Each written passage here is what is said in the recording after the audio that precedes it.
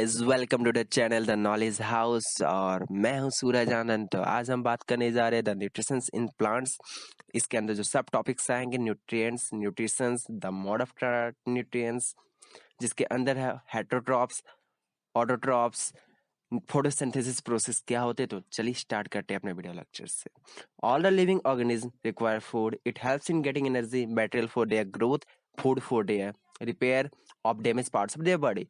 हर living organism को क्या चाहिए? फूड चाहिए। किस चीज के लिए? एनर्जी गेन करने के लिए, उसको कॉम्बैट करने के लिए, हर एक कंडीशन से, हर डैमेज पार्ट से अपने बॉडी के अंदर के। In previous classes we have studied that different components of food such as carbohydrates, proteins, fats, vitamins and minerals helps in performing different functions. देखिए, हमें 5 मेन कंपोनेंट चाहिए होता है हमारे डिफरेंट बॉडी के अंदर पार्ट्स को प्रिपेयर करने के लिए, पार्ट्स को इंप्रूव करने के लिए, डैमेज पार्ट्स को रिपेयर करने के लिए। सबसे पहला पार्ट है कार्बोहाइड्रेट्स, सेकंड पार्ट है प्रोटीन्स, थर्ड पार्ट है फैट्स, फोर्थ पार्ट है विटामिन्स एंड फिफ्थ पार्ट है minerals. These components of food which are necessary for our body are termed as nutrients. The process of taking food as well as its utilization by an organism is called nutrition. जब हम nutrients का use करते हैं तो उसी चीज को हम कहते हैं nutrition. Plant can make their own food whereas animal and human cannot.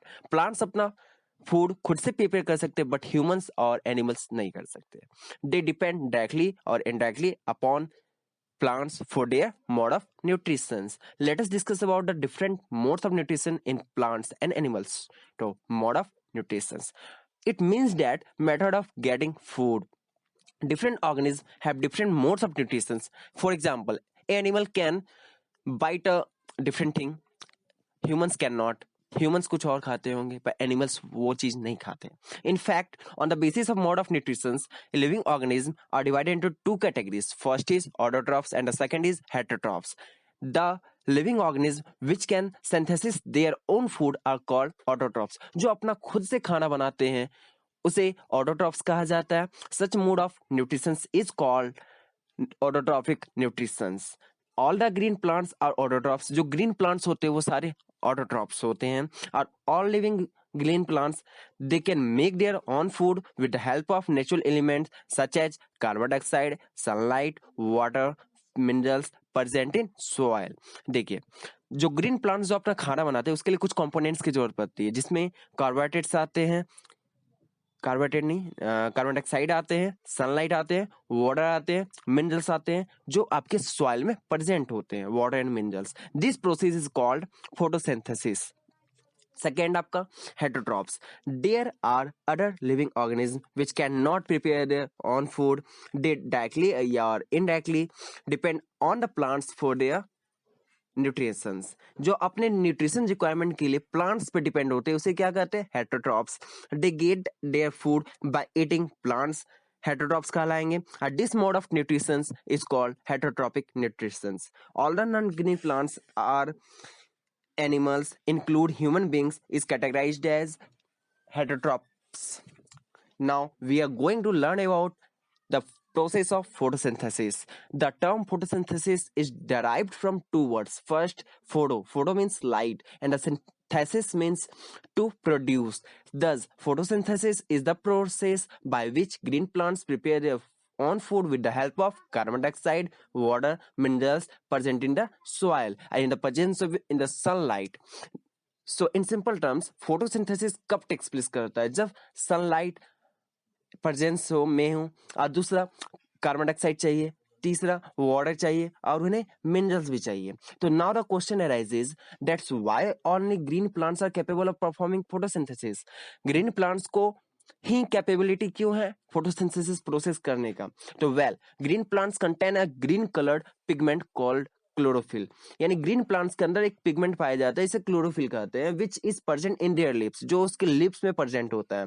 Chlorophyll is the substance which trap the energy present in the sunlight and uses it to make the food.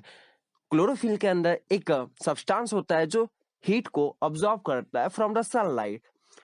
For this reason, leaves of green plants are called food factories. इसी कारण से food produce कर पाता है एक plants, यानी कि food बना पाता है. सनलाइट गेन किया जाता है किसके द्वारा? उसके लीव्स के द्वारा। लीव्स में क्या रहता है, क्लोरोफिल पाया जाता है, और क्लोरोफिल में भी एक सब्सटेंस पाया जाता है।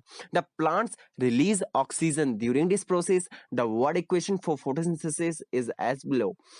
कार्बन डाइऑक्साइड जब वाटर के साथ रिएक्शन करता है in the presence of sunlight and chlorophyll, तो देन वो ग्लूकोज बनाता है एंड ऑक्सीजन प्रोड्यूस करता है। तो let us now see how plants get different materials to make their food.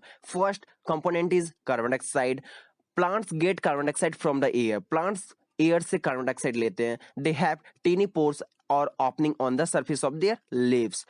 उनके अंदर टीनी पोर्स होता है जिसको स्टोमाटा कहा जाता है। This pores are called stomata.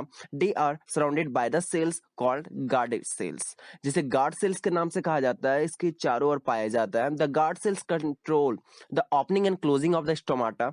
जो गार्ड सेल्स आपका ओपनिंग एंड क्लोजिंग को इसका कंट्रोल करता है। In the presence of sufficient light and water the guard cells swell up. देखिए, जब इसको एक सफिशिएंट लाइट मिल जाता है और वाटर मिल जाता है तो ये स्वेल हो जाता है, तब ये ओपन हो जाता है। तो allowing the stomata to open and carbon dioxide to enter in the leaf. जब ये स्वेल अप हो जाएगा तो वो ओपन हो जाएगा। ओपन होने के बाद वो एंटर करता है सनलाइट को उसमें, and rest of the time they remain flaccid keeping stomata close. और जब सनलाइट वहां से निकल जाता है तो उसके बाद वो क्लोज हो जाता है। And the second main components is water and minerals. Plants obtain water and minerals from the soil with the help of the roots. Plants obtain करते हैं water and minerals कहाँ से, soil से, with the help of root से, root की help से उसे लेते हैं। Water and minerals are transported to the leaves by the vessel which look like pipes. These tiny vessels are called xylem. They are present in the root, stems, branches, and the leaf of the plants. And the third main component is solar energy. The plants get solar energy from the sun, which is captured by the chlorophyll present in their leaves. अब हम पढ़ चुके कि chlorophyll पाया जाता है plants में, जिस कारण से वो हीट को ऑब्जॉर्ब कर पाता है। And in the plants solar energy is converted into chemical energy of the food. In fact, when we use food for our nutrition requirement, we actually use the solar energy. Thus, it is not incorrect to say that sun is the ultimate source of energy for all the living organism. यानी सल ही हमारा ultimate source of energy है for all requirement of the humans and plants and animals. यानी कि हम ये कह सकते हैं कि ह्यूमंस डिपेंडेंट है आपके किस पे, प्लांट्स पे, और एनिमल्स पे डिपेंड है, एनिमल्स पे भी हम सब डिपेंड है, और एनिमल्स भी डिपेंडेंट किस पे, प्लांट्स पे। यानी ऑल्दो हम कह सकते हैं कि हमारा मेन सोर्स ऑफ एनर्जी क्या है, सन है, क्योंकि अल्टीमेट सोर्स वही है, उसी से हम फूड को गेन कर पा रहे by keeping dependence on plants.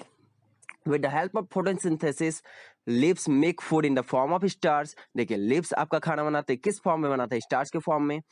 And इसी से आपका तीसरा कंपोनेंट, ये मेजर कंपोनेंट्स था आपका। फर्स्ट कंपोनेंट है कार्बन डाइऑक्साइड, सेकंड कंपोनेंट है water and minerals, and third component solar energy. So आज का लेक्चर यहीं पे समाप्त होता है। मिलते हैं किसी अगले लेक्चर में। Thank you and thanks for watching it, and if this will benefit you, then like it, subscribe it, and hit the like button.